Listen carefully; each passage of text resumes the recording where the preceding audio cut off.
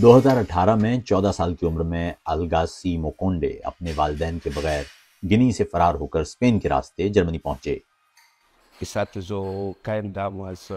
मुझे उस वक्त कुछ पता नहीं था। मैं बोन में यूथ ऑफिस गया और उन्होंने मुझे ASA का बताया कि वहाँ जाओ। ASA एक तंजीम है जिसके पास 14 मुस्तकिल मुलाजमीन हैं और 150 फ्रीलांसर्स हैं। ये तंजीम बॉन और इर्द गिर्द के इलाकों में नाबालिग तारिकीन वतन की मदद करती है। इसका फंड निजी फलाही इदारों से आता है। ये नौजवान यहाँ आते हैं, जर्मन ज़बान सीखते हैं, उन्हें क़याम से मुतल्लिक़ कानूनी मशवरे भी मिलते हैं और साथ ही हम उन्हें पेशा वराना सिमत में रहनुमाई देना शुरू कर देते हैं। ASA ने अलगासी मोकोंडे को गैस्ट्रोनॉमी यानी रेस्तुरान और होटलिंग के शोबे में तरबियत का मौका दिलवाया। बॉन और इसके आसपास 2700 से ज़ायद तरबियती जगहें खाली हैं और बहुत से आजिर ASA का साथ दे रहे हैं।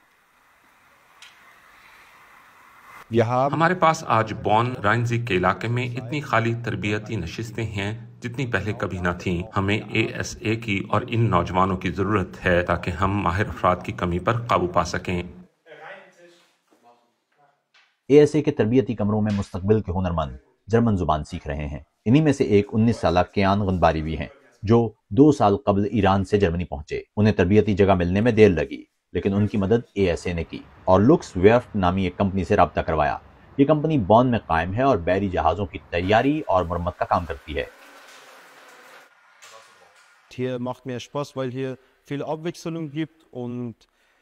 मुझे यहाँ मज़ा आता है क्योंकि बहुत तनव्वो है। कभी हमें मशीन घुमानी पड़ती है, कभी कांटा, कभी सुराख करना और कभी वेल्डिंग या जहाज़ों की मरम्मत करना होती है।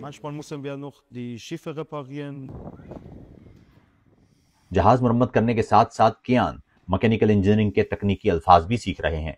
कंपनी उनसे खुश है और उन्हें वर्किंग हाउसिंग में जगह भी दी है क्योंकि महाजरीन के लिए रिहाइश का हुसूल आसान नहीं होता। अगर कियान अपनी तरबियत अच्छी तरह मुकम्मल करेगा तो हम यकीनन इसे मुलाजमत देंगे। दूसरी तरफ अलगासी मोकोंडे को ASA न सिर्फ पेशावराना तरबियत दे रही है बल्कि उसे निजी मसाइल से मुतालिक सहारा भी देती है और जर्मन जुबान सीखने में भी मुसलसल मदद फराहम कर रही है। मैं यहाँ रहकर बहुत खुश हूँ। जितना ये लोग मदद करते हैं ऐसा कहीं और नहीं देखा।